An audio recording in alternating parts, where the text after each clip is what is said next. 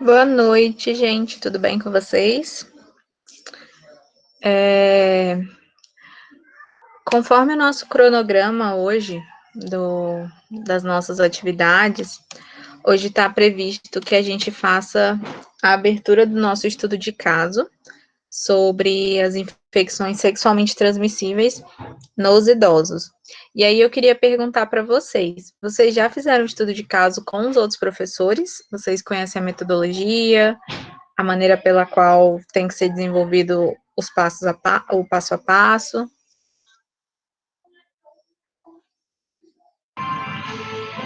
Já, professora. Ah, beleza, então.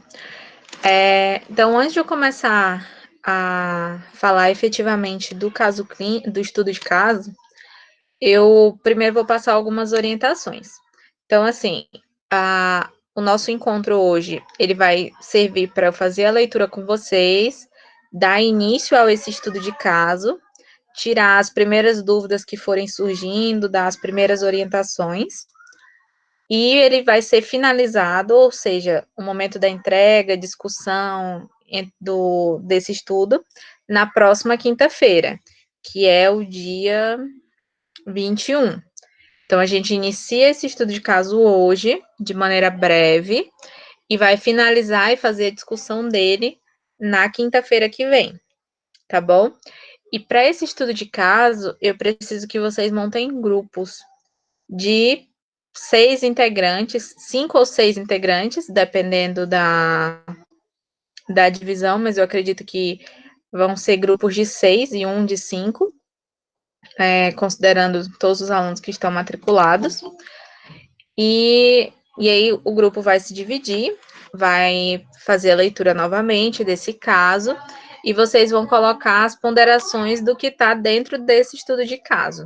São algumas perguntas que são feitas, então, assim, mesmo que vocês já tenham feito essa metodologia do estudo de caso, eu vou ler junto aqui com vocês, explicar o que vai em cada um desses itens, para caso vocês tenham dúvidas, a gente vai discutindo hoje para a construção desse documento. Como uma atividade em grupo, no final, na quarta-feira, só um dos membros precisa me encaminhar o arquivo compilado desse trabalho, que aí ele vai ter um espaço, vocês vão observar pelo formulário, que ele tem um espaço para colocar o nome de todos os integrantes, tá bom? E aí vocês podem se organizar da melhor maneira que acharem, os grupos tradicionais de vocês, para fazer discussão do caso, criem grupos individuais, enfim, o que vocês acharem que vai ser mais conveniente para que vocês consigam executar esse estudo de caso. O tema dele vai ser sobre as infecções sexualmente transmissíveis. É um tema que eu acho muito interessante que a gente faça essa discussão, embora não necessariamente ele seja voltado à área da nutrição. Mas, como a gente está vendo todo um perfil da população idosa, de como que a velhice está sendo considerada nos dias atuais para a área da saúde, é importante que eu traga para vocês essa discussão das infecções sexualmente transmissíveis que acometem os idosos, porque muitas pessoas, independente de serem profissionais de saúde ou da comunidade tradicional, elas imaginam que são os jovens que são responsáveis pela transmissão dessas infecções em maior quantidade. E se a gente pega na literatura para fazer leitura de alguns artigos, a gente está percebendo que são os idosos que estão desenvolvendo mais ISTs. E aí são vários motivos. O primeiro principal, geralmente, e aí é independente da faixa etária, é a despreocupação ou ignorar o fato que muitos homens acham que eles não precisam se proteger de maneiras anticoncepcionais, né, no momento que está tendo o ato sexual. Então, imagina, se para os jovens, geralmente isso pode ser uma desculpa que surja, para os idosos, que ao entender deles, eles acham que não vão mais gerar uma vida, então eles acham desnecessário fazer o uso de anticoncepcionais. Então, a gente entra com esse primeiro problema, que é um quadro bem complicado. E aí, depois disso, tem a questão do adultério também. Então, muitos idosos, independente do gênero, eles procuram, né, fora dos seus relacionamentos, enfim, uma variabilidade maior que pode fazer com que eles desenvolvam essas doenças, uma vez que eles não têm a proteção adequada e que é pregada pelo Ministério da Saúde, dessa proteção individualizada, enfim. Então, quais são as principais doenças que estão acometendo? Primeira delas, sífilis, que é uma das infecções mais fáceis de serem transmitidas. Não necessariamente elas precisam ser por conta do sexo, mas ainda assim, ela dentro das ISTs, no público idoso, ela é a principal doença que é transmitida. Em segundo, a gente tem a herpes, né, que é um efeito colateral de alguma complicação no sistema imunológico de quando você está desenvolvendo uma infecção sexualmente transmissível. E em terceiro lugar, a gente tem o HIV propriamente dito, né, que comparado a essas outras duas, que você tem a possibilidade de fazer um tratamento e obter a recuperação, o HIV a gente sabe que até o momento ele não tem cura. Embora, é claro, se a gente for fazer um retrospecto do HIV na história, hoje em dia os coquetéis, o tratamento permitem que o indivíduo ele tenha uma vida completamente normal, e muitos dos coquetéis que são tomados, por exemplo, fazem com que esse indivíduo diminua a carga de virulência dessa doença, desse vírus. Né? Então, isso vai interferir diretamente na questão da transmissão e no cuidado, na profilaxia, para que ele não contamine outras pessoas. E aí é por isso que a gente vai fazer das infecções sexualmente transmissíveis, tá? Então, isso já é um ponto que é interessante que vocês leiam. A partir de agora que eu falo, já tem algum tempo, as doenças não são mais chamadas de doenças sexualmente transmissíveis, elas são infecções sexualmente transmissíveis. Então, eu troco DST por IST. Por quê? A concepção do Ministério da Saúde e dos órgãos que discutem saúde ao redor do mundo é que a maior parte dessas doenças, elas antes de se caracterizarem, elas eram infecções, porque você não desenvolvia propriamente uma doença, que é a grande discussão do HIV, do portador de HIV, que é soro positivo, e aquela pessoa que tem a AIDS, né? Eu acredito que vocês já tenham estudado essa parte, que você pode ter o vírus do HIV no seu organismo, mas você não manifesta os sintomas, então você não está com a doença, que é a AIDS. Ou eu posso ter a pessoa que teve contato com alguém que teve o soro positivo, que teve o HIV, e desenvolveu a AIDS, que aí você tem todos os sintomas, é necessário tomar a medicação para que você não diminua a capacidade do seu sistema imunológico em reagir à questão da imunidade propriamente dita. Então, a discussão vai fazer com que vocês procurem essa discussão, né, do que são as infecções sexualmente transmissíveis, por que está aumentando no público idoso, por que não é tão discutido essa questão para o público idoso, ainda assim as campanhas são muito mais voltadas para os jovens, por exemplo, enfim, trazer essa atualização de um conteúdo que está muito recente e que é muito importante para que a gente entenda. E também desmistifique que uma situação está ligada a um público específico de faixa etária, tá bom? E aí agora eu vou começar a fazer a leitura do estudo de caso para vocês compreenderem o que eu quero, tá bom? Não é só falar de infecções sexualmente transmissíveis, mas aí eu vou fazer a leitura e vou tirando as dúvidas de vocês. Deixa eu projetar aqui. Se alguém tiver alguma dúvida nesse meio tempo, pode perguntar, ativar o microfone, enfim.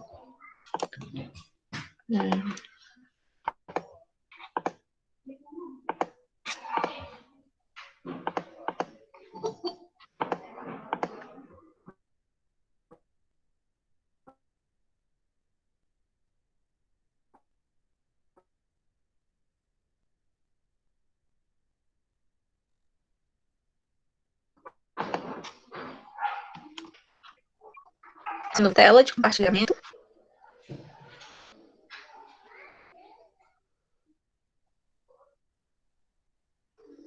Tá aparecendo para vocês a tela?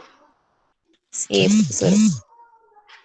Beleza, então eu vou fazer aqui a leitura, ponto por ponto, e aí eu vou fazendo uma pausa para que, caso vocês tenham perguntas, a gente vá retirando isso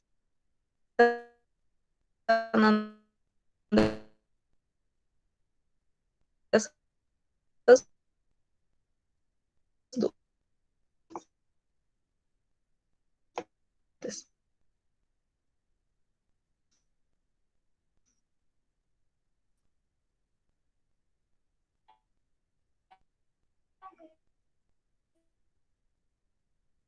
Então, aqui é o padrão, né? Então, qual que eu tô trazendo para vocês são essas. Então, você tem essa divisão entre vocês e vão completar aqui, tá? Não é grupo, não é individual, não é em duplo, não é em trio. Fazer o grupo completo. As datas, eu estou abrindo hoje esse estudo de caso, no dia 14 de maio, onde eu vou apresentar o caso para vocês, tirar algumas dúvidas, esclarecer qual é o ponto desse estudo de caso, enfim, ter esse feedback com vocês.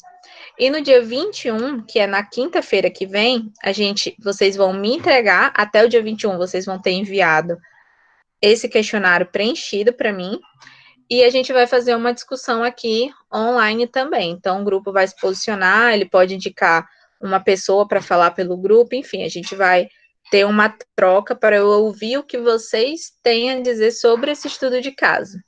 Porque o legal do estudo de caso é que, por exemplo, não fica a minha visão sobre o tema. Eu tenho o meu posicionamento e vocês vão ter o posicionamento de vocês.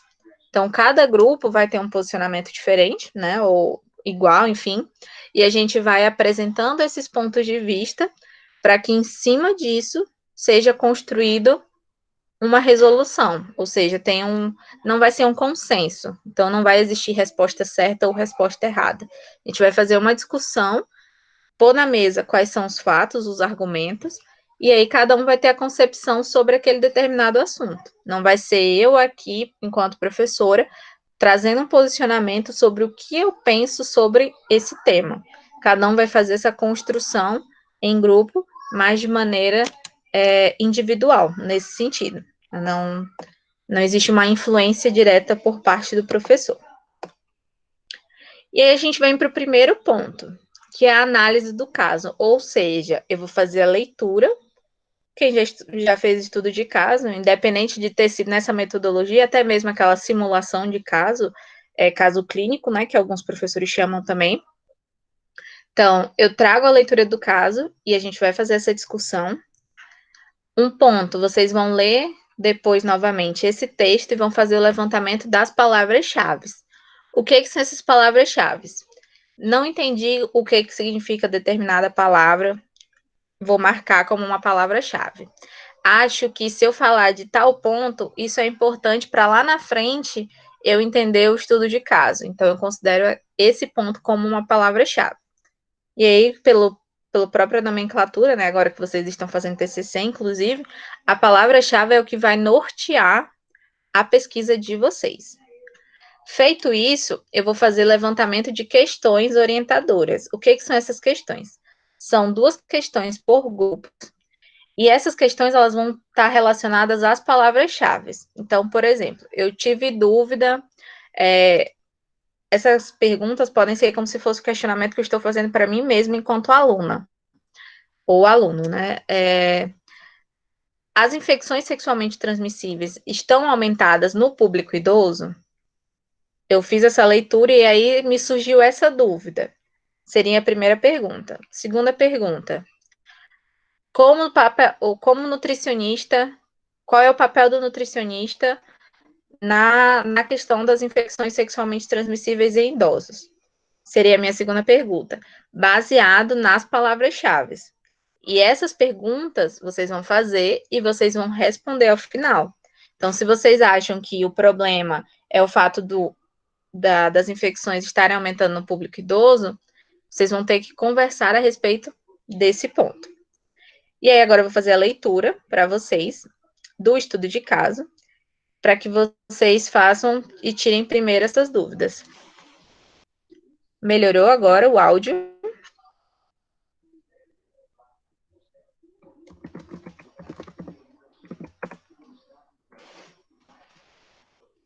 Está melhor?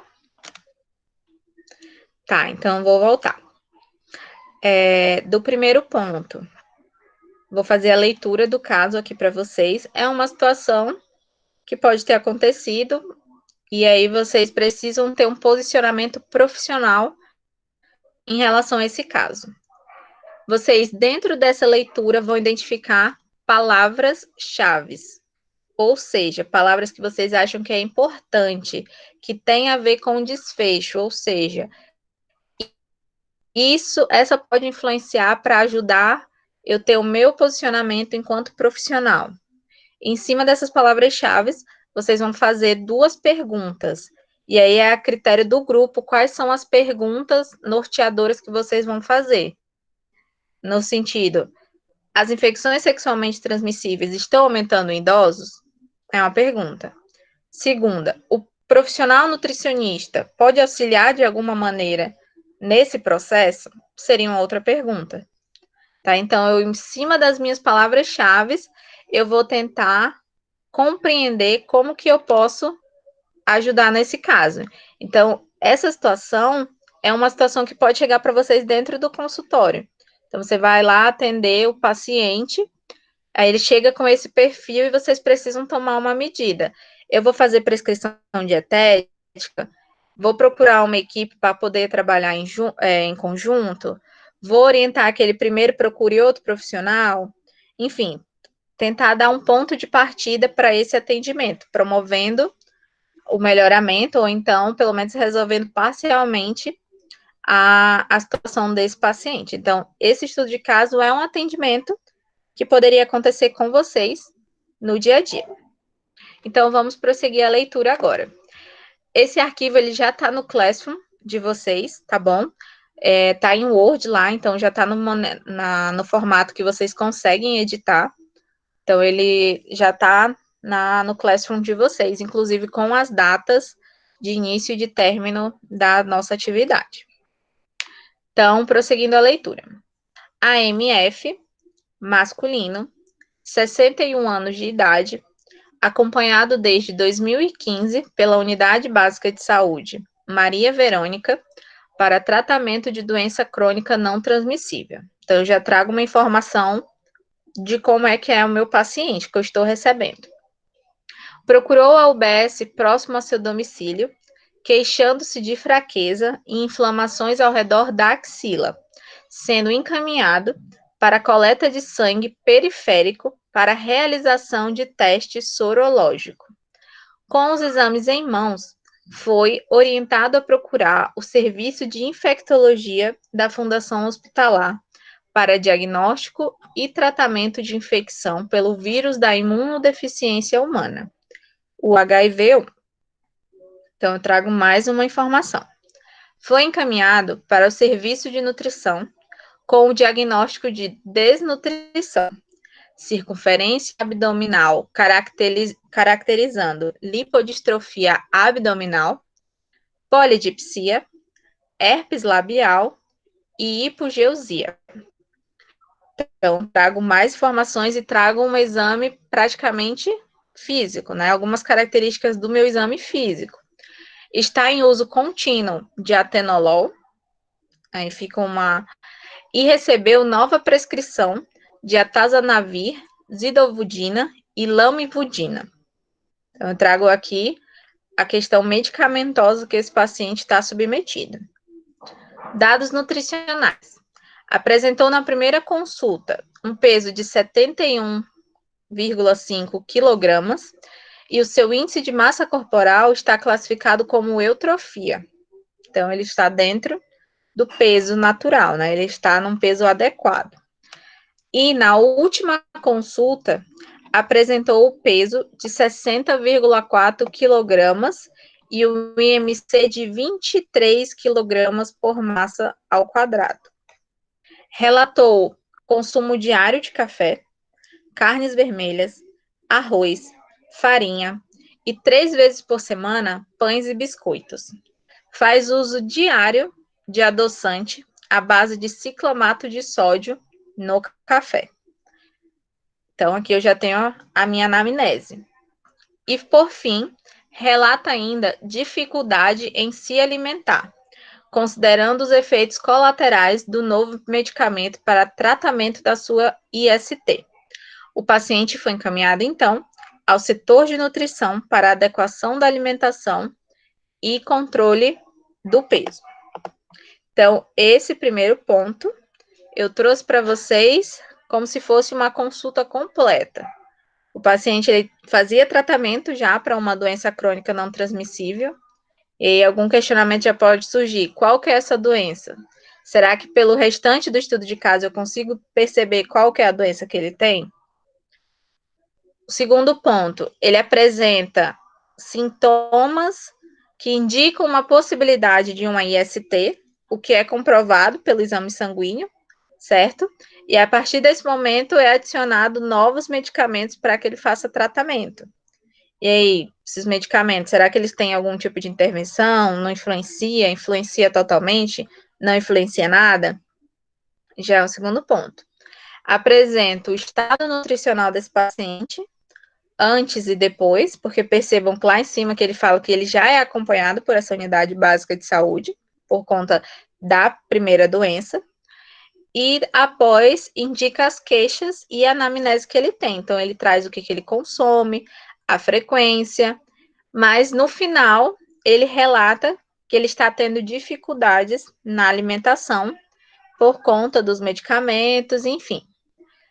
E aí eu também esqueci de falar que tem o parágrafo que apresenta os sintomas físicos, né? O exame físico, eu consegui perceber, olhando para o paciente, algumas características físicas, que é o que a gente já falou tanto em relação ao idoso, que eles apresentam sintomas físicos que são importantes para a nossa intervenção enquanto nutricionista, que nem tudo a gente vai conseguir observar pelo exame sanguíneo. Algumas coisas é interessante que você faça uma observação visual desse paciente, corporal, para identificar sintomas mais críticos possíveis para aparecimento ou desenvolvimento de outra situação complicante para esse paciente, certo?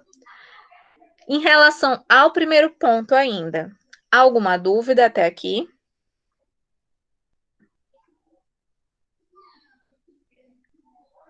Só na hora de resolver mesmo que vai aparecer as dúvidas. Beleza. Então, assim, percebam que tem muita palavra nova, né? Então, isso já é até um bizu para vocês. Comecem por essas palavras novas. Da mesma forma que eu trouxe vários nomenclaturas técnicas para vocês, quando a gente falou de exame físico, aqui eu trouxe mais para complementar nomenclaturas técnicas que a gente vê nas prescrições médicas, enfim, nutricionais também, tá? E aí esse é um primeiro momento para vocês aumentarem esse vocabulário técnico também. Então já comecem por aí. Isso já vai ajudar muito a vocês entenderem como que esse paciente realmente está. Então, palavra X lá, isso aqui significa isso. Então, se significa isso, pode ser que o paciente está sentindo isso ou tendo isso por causa disso, tá? Então, isso vai se ligando, essas palavras vão se ligando em relação ao diagnóstico, ao desfecho, e entendendo completamente o paciente, vocês vão conseguir dar uma conduta adequada para que esse paciente tenha uma boa orientação nutricional, que é o ponto desse estudo, certo? Então, o nosso ponto vai se trabalhar em cima da alimentação, medidas ou diagnósticos que a gente pode dar em relação à nossa. Então, aqui tem o estudo. Vou para o segundo ponto. E aí eu já deixei até aqui a questão da característica. Feita a leitura do texto, eu vou procurar pontos-chave de estudo. O que são essas pontos-chave? São as palavras-chave. Vou descrever possíveis fatores associados ao problema, ou seja, aquilo que vai estar ocasionando o problema. Então, por exemplo, grifei que na segunda linha tem uma palavra que é muito importante.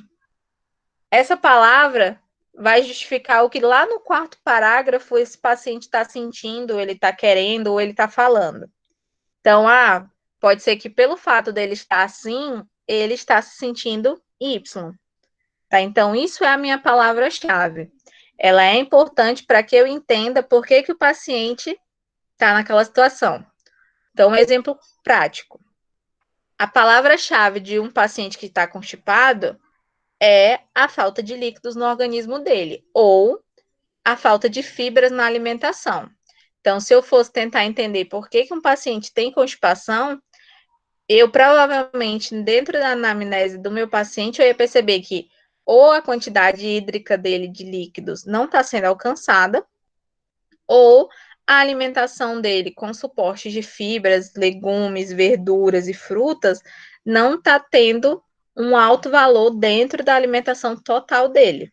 Então, isso são palavras-chave. É eu compreender que na falta disso está acontecendo um determinado problema. Certo? Entenderam o que é a palavra-chave?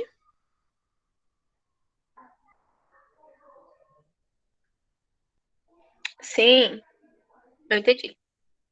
Então, assim, a palavra fica fácil, porque como vocês estão fazendo TCC, eu acredito que vocês pegaram palavras-chave, para dentro dessas palavras-chave, jogaram lá no Google e procurar os artigos que vocês precisam em cima dessas palavras-chave.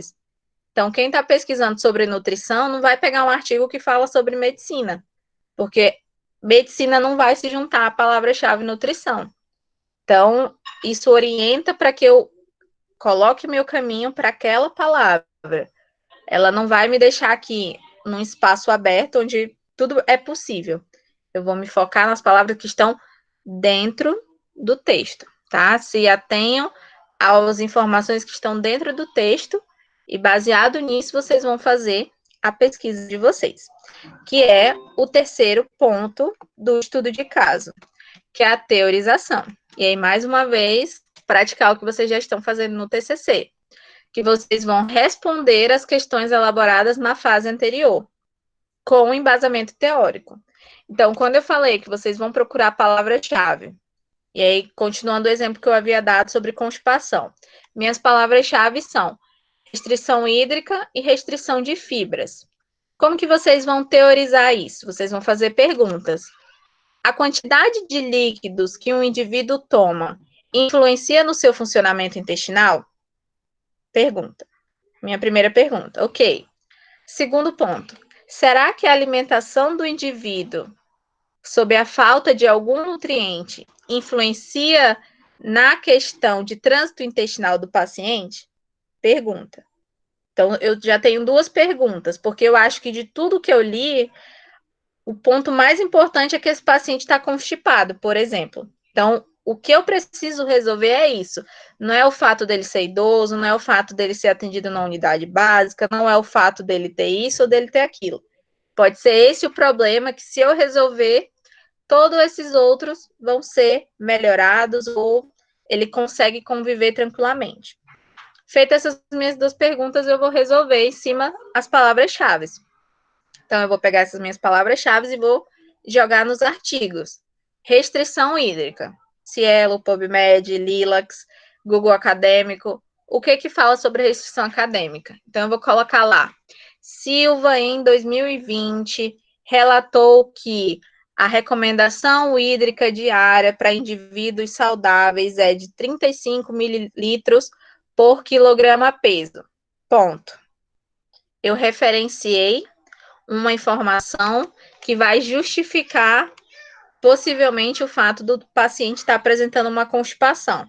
Porque se eu coloco que existe uma determinação hídrica por quilograma e essa recomendação está abaixo, lá na frente eu vou entender que esse paciente está com constipação, porque ele não tomou tanta água, tanto líquido, como ele precisava aqui dentro da recomendação dele. Então, essas palavras-chave nada mais são do que o que vocês vão pesquisar para referenciar.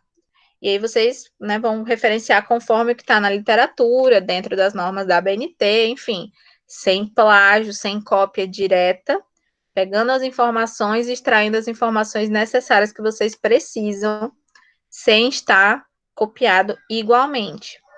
E aí, mais uma vez, de fontes confiáveis, então nada de blog, nada de redes sociais, nada de Wikipedia, procurar em embasamento científico, pessoas que têm formação e conhecimento para tratar dessa determinada situação. Tudo bem até aqui em relação à teorização? Vou pegar as palavras-chave, fazer perguntas em cima delas, e essas palavras-chave eu vou referenciar. Vou colocar aqui o conceito de desnutrição é isso, isso, isso, isso, conforme a total no ano tal. Ponto. Meu primeiro parágrafo.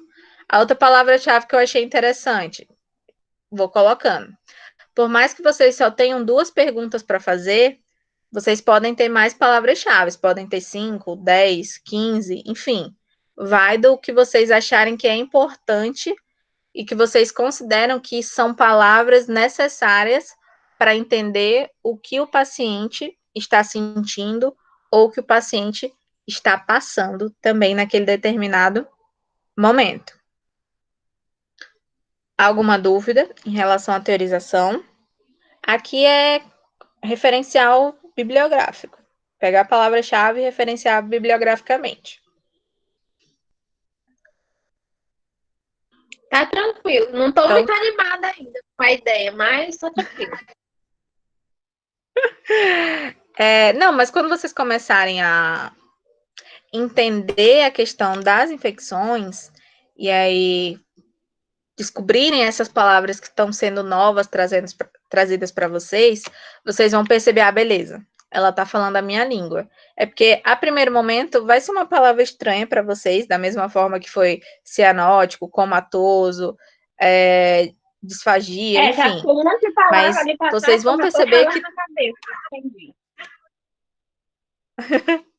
então, assim, isso já vai, quando a gente souber o que está falando, vai mostrar o que eu posso fazer. Que é bem quando a gente fala, o seu IMC é eutrófico. Aí a pessoa fala, o quê? Tô morrendo? Aí você fala, não, o seu peso tá normal. Ela fala, tá, beleza. Então, é isso, é porque a gente precisa ter essa nomenclatura técnica. Eu sei bem. Eu lembro bem de uma prova do Levi, uma vez que teve a palavra etilismo. Acho que até hoje todo mundo lembra. Metade da sala esqueceu. Itimismo? Etilismo. Ah, tá. E que é o que muita gente faz normalmente. Então, assim, vai que... Então, assim, é interessante que a gente saiba essa nomenclatura, porque quando a gente faz concurso, provas da nossa área, eles não põem as palavras fáceis, não, tá? Eles vão lá na base do que tá dentro do tratado do Krause, pega a palavra mais difícil e põe lá. O que é isso? Aí você fica, meu Deus, nunca nem vi isso na minha graduação em momento nenhum. Então, às vezes é muito besta a palavra. Então, é realmente ter esse cuidado aí para estimular que vocês tenham contato com novas palavras-chave, né, na verdade. Bom, então, o outro ponto. Feita a teorização, ou seja, esse referencial teórico, aí eu estou deixando aqui, ó, a informação do que vocês precisam colocar nesse ponto. Eu vou trazer a solução e a tomada de decisão, que é o ponto principal da discussão do grupo de vocês. Então, ok, fiz os meus questionamentos, percebi que talvez esse seja um problema maior do que quando comparado ao outro. Então, a minha conduta, enquanto profissional, e aí no caso vai ser a conduta do grupo, é que eu vou fazer isso, isso, isso. Vou encaminhar para isso, isso e isso. Ou não vou fazer nada, porque eu acho que não tem nada a ver com a minha área. Enfim, são possibilidades, certo? Vai ser a conduta profissional de vocês. Vocês vão me mostrar o que vocês acham que é importante dentro de todo esse quadro, apresentar para o meu paciente como devolutiva profissional, nutricionista. Percebam que lá no final do texto, eu finalizei com a informação.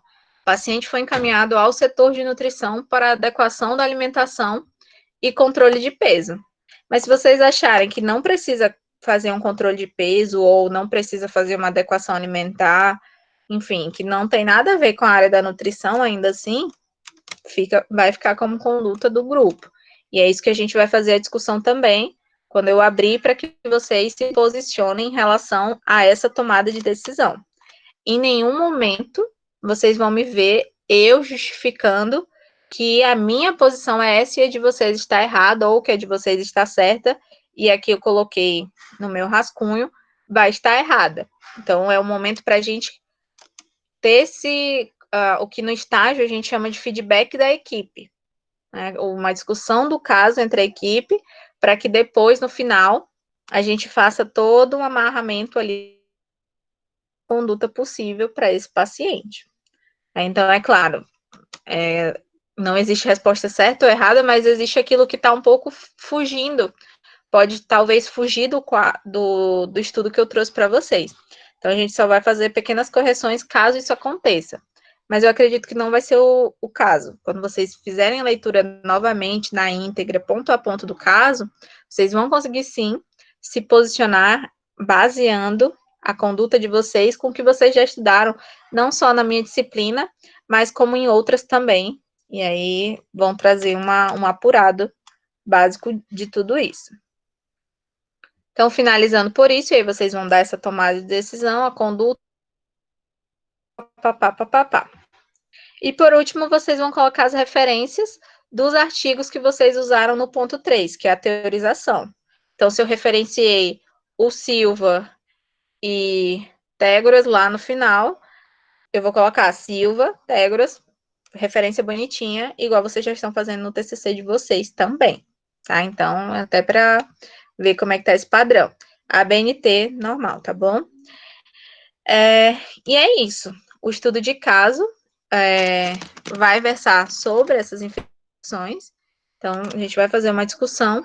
Eu preferi me atentar a uma doença que já é um pouco mais conhecida pela gente, até para que, quando vocês pensarem em condutas, vocês já consigam visualizar pelo menos o que é uma doença assim mais próxima do conhecimento, tanto pelas campanhas que existem, enfim, pela divulgação em massa que existia.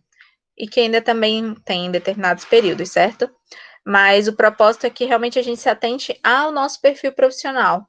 Como que eu, profissional de nutrição, poderia atender um paciente com a né, o HIV, com a contaminação do HIV. Então, por exemplo, no estado que tinha o vírus, ela não desenvolveu os sintomas da doença, mas ela era portadora do vírus. E aí a gente teve que tomar toda uma conduta, porque o medicamento, ele tem alguns efeitos colaterais no indivíduo. Então, isso aí a gente sabe, que os coquetéis que são dados, eles são muito fortes. E como que isso influencia? Dá fome? Causa anorexia na pessoa? Ou não? Ela tem muito mais vontade de comer? Causa restrição hídrica ou não causa? Enfim, são questionamentos que a gente precisa entender, e aí vai aliar a questão de fisiologia, farmacologia, dietoterapia, que eu acredito que vocês viram dietoterapia no HIV, né, na AIDS, inclusive. Enfim, a conduta que a gente tem que ter frente a essas situações que aparecem para a gente. Como eu não consegui abordar ela dentro do conteúdo, eu achei interessante pelo menos trazer para que vocês tenham esse contato e a gente faça essa discussão.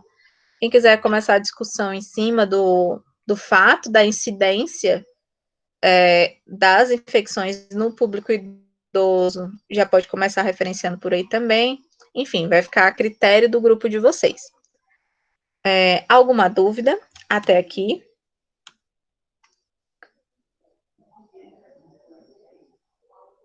Tá tranquilo, professora.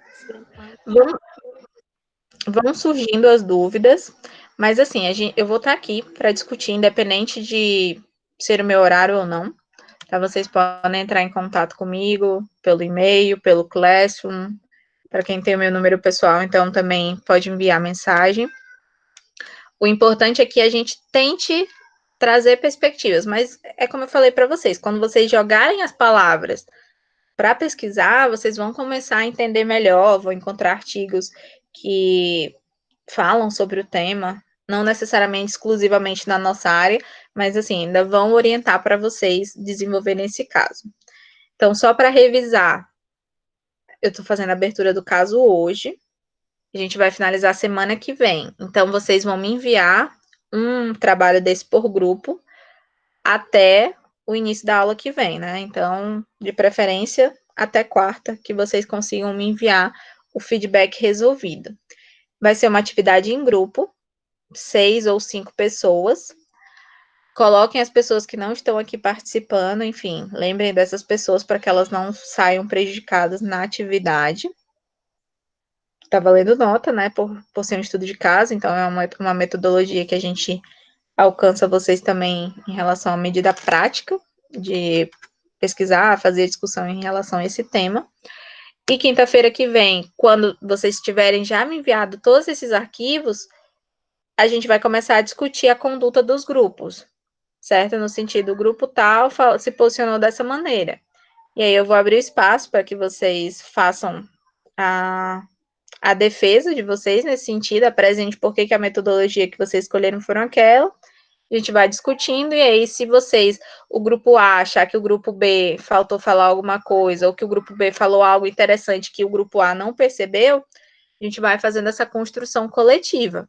Então, a percepção é que os grupos entendam maneiras diferentes de ter uma metodologia, um posicionamento profissional diferente, que é o que acontece, certo? Independente de vocês se formarem na mesma turma, quando vocês forem para o mercado profissional, cada um de vocês vai ter uma conduta diferente. Vocês estudaram com os mesmos professores, na mesma sala, enfim, mas cada um vai ter a sua conduta de profissional. E não quer dizer que a conduta está certa ou está errada. Quer dizer que existe um posicionamento, e aí esse posicionamento existe por influenciado por várias variáveis, né? Então, por diversas variáveis. E isso está tudo bem. É uma construção, é a nutrição se desenvolvendo e tendo uma discussão ampla do caso também. Coloquei no Classroom, tá bom? Então, vocês vão me enviar com o grupo fechado da resolução de vocês. Ficou alguma dúvida? Querem perguntar alguma coisa? Não entendi esse ponto, professora. A senhora pode voltar e falar mais uma vez? Esse é o momento para a gente discutir.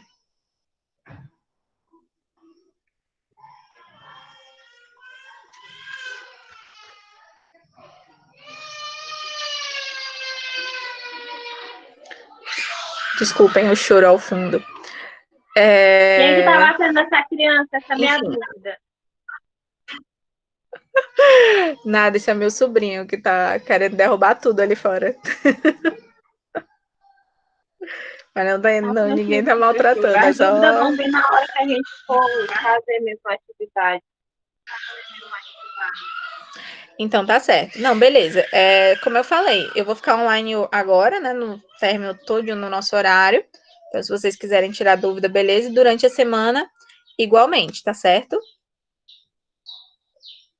Façam os grupos e preencham o cabeçalho quando for enviar, tá bom? Não façam individual, nem trio, enfim. Agreguem aí o grupo que vocês trabalham frequentemente ou se dividam da maneira que vocês acharem mais interessante. Só não deixem de fazer a atividade, certo? E aí, um do grupo pode me enviar por e-mail ou adicionar lá no Classroom o que vocês acharem melhor, tá certo? A resolução. É porque se ficar em trio, vão ser mais casos para a gente começar a fazer discussão.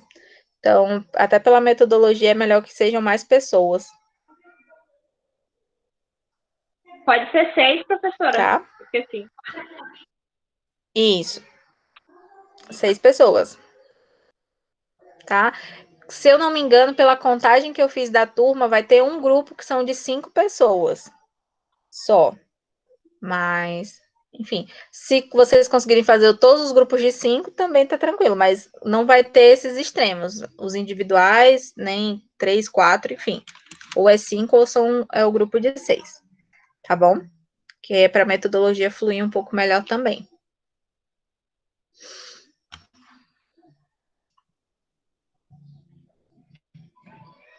Então é isso, gente. Deixa eu só fazer a chamada aqui para ficar registrado na nossa gravação. Ana Alves. Tô aqui. Ananda.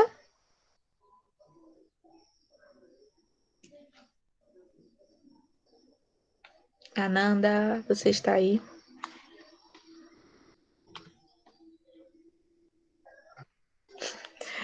Fiamma.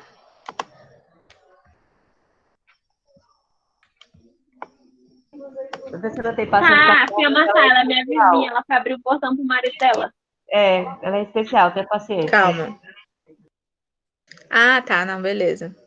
Isanete.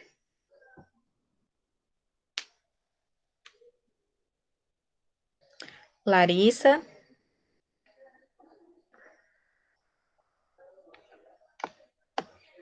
Ok.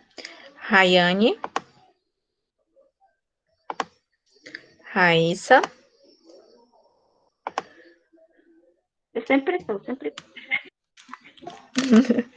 E Tayana. Então, só pra gente registrar aqui. Então, é isso, minhas lindas. Fico aqui à disposição de vocês, tá? Tirar dúvida, tô aqui. Pode perguntar, professora, não entendi isso, não consegui achar isso. Será que é isso? Enfim, eu posso dar algumas orientações para vocês. Só não vou poder dar o meu posicionamento, porque eu não quero influenciar no viés da conduta profissional que vocês vão ter. O ideal é que vocês tragam aqui o posicionamento e aí no final a gente faz essa discussão em conjunto sobre a metodologia que foi adotada pelo grupo por completo. Pode ser por e-mail, pelo Classroom ou pelo meu WhatsApp, o que vocês acharem melhor, tá? Não me preocupo com isso, não. Em relação ao WhatsApp, só ali o período para responder, às vezes, porque ou eu tô dando aula nos outros cursos, ou enfim. Mas o meu e-mail é aquele que eu me comunico com vocês, tá? Mas aí eu vou colocar aqui para quem não tem ainda. Aí tem um underline entre Cris e CZS. E aí é isso, minha gente. Vocês estão liberados, né, para fazer essa execução formarem os grupos e já começarem essa discussão prévia do estudo de caso. E aí, à medida que as dúvidas forem surgindo, vocês vão entrando em contato comigo para que eu possa tentar orientá-las da melhor maneira possível, certo? Repassem, por favor, para o grupo, dentro do grupo da turma, que foi passada essa atividade, para que na semana que vem todos tenham entregue dentro do prazo e que ninguém saia prejudicado por não ter feito a atividade, tá certo?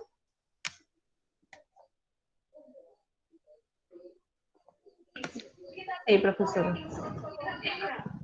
Então é isso, gente. Obrigada. Agradeço a presença de vocês e semana que vem espero vocês aqui no mesmo bate-canal, tá bom? Animadíssima, estudo. Então tá certo, gente. Boa noite para vocês. Tchau, tchau, professora. Tchau, tchau. Boa noite.